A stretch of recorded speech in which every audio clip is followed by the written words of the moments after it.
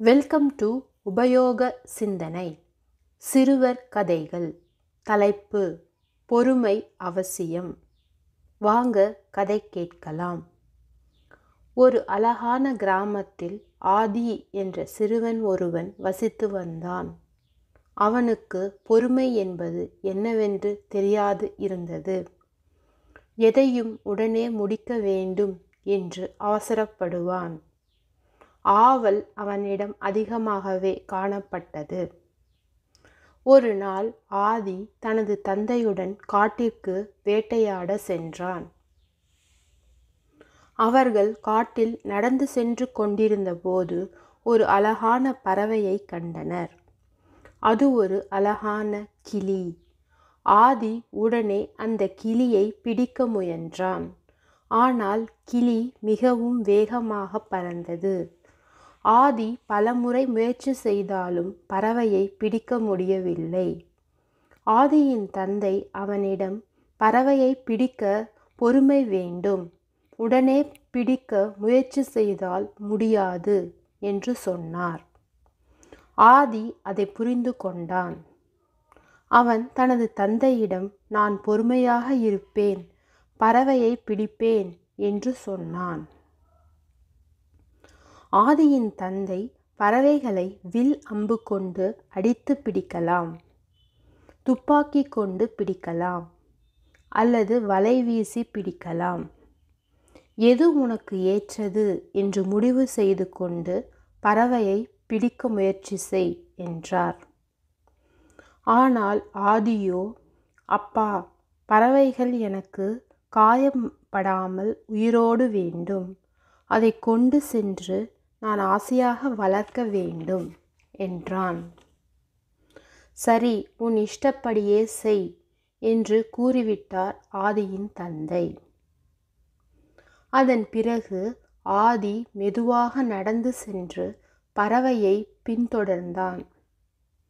பறவை வேகமாக பறந்து சென்றாலும் ஆதி பொறுமையாக இருந்தான். அவன் பறவையின் பறக்கும் திசையை பார்த்தவாறு அதே திசையில் நடந்து சென்றான். பறவை மரத்தில் அமர்ந்து கொண்டு இருந்தபோது அருகில் நின்று கொண்டு அமைதியாக பறவையை பார்த்தான். பறவை முதலில் பயந்தது. ஆதி பறவையை ஒன்றும் செய்யாமல் அதற்கு பழங்கள் வைத்துவிட்டு அருகில் நின்றதால் பறவைக்கு சிறிதளவு பயம் போய்விட்டது.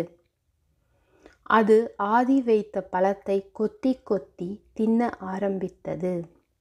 ஆதியின் முகம் பழக்கப்பட்டதால் கிளி ஆதியின் அருகில் இருந்தாலும் பறக்காமல் அங்கேயே மரக்கிளைகளில் அமர்ந்திருந்தது. நாட்கள் செல்ல செல்ல கிளி ஆதிக்கு நண்பனாகிவிட்டது. ஆதியின் அன்பும் அரவணைப்பும் உணவு கொடுக்கும் முறையும் கிளியை வெகுவாக கவர்ந்தது. கடைசியில் ஆதி பறவையை பிடித்தான்.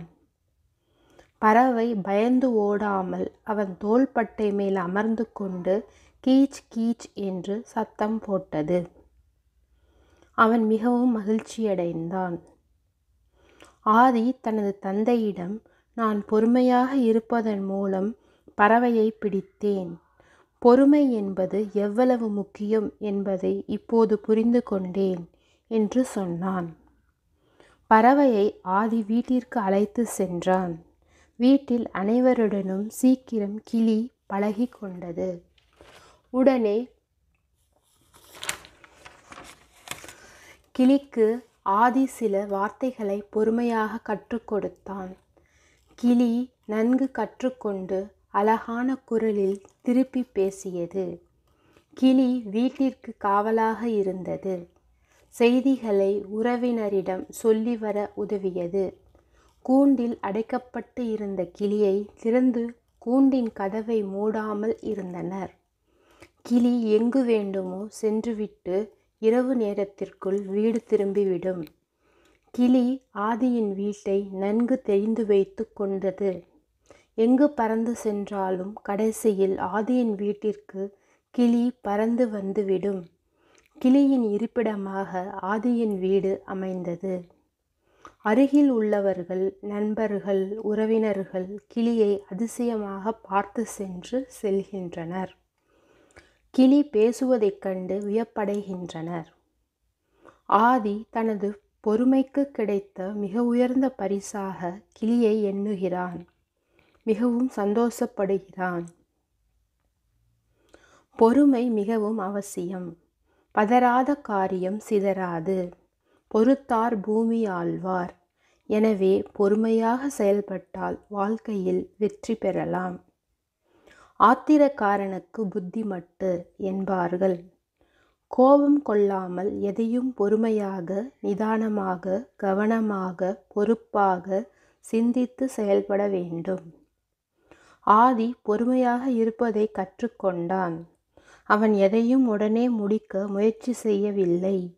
பொறுமையாக இருந்ததன் மூலம் அவன் பல வெற்றிகளை பெற்றான். பொறுமை என்பது ஒரு நல்ல குணம். எதையும் உடனே முடிக்க முயற்சிக்காமல் பொறுமையாக இருந்தால் வெற்றி நிச்சயம் கிடைக்கும். பொறுமை பல பிரச்சனைகளுக்கு தீர்வாக அமைகிறது. பொறுமை முன்னேற்ற பாதையை காட்டும். அப்படிப்பட்ட பொறுமை நம் எல்லோருக்கும் வேண்டும். எனவே பொறுமையை கடைபிடிப்போம். முடிவுற்றது. சரிங்களா? இந்த கதை உங்களுக்கு புரிந்திருக்கும் என்று எண்ணுகிறேன். இந்த கதை நன்றாக இருந்தால் லைக் பண்ணுங்க, ஷேர் பண்ணுங்க, மறக்காமல் சப்ஸ்கிரைப் பண்ணுங்க. அடுத்து வரும் கதைகளையும் கேளுங்கள். நன்றி. சுபம்.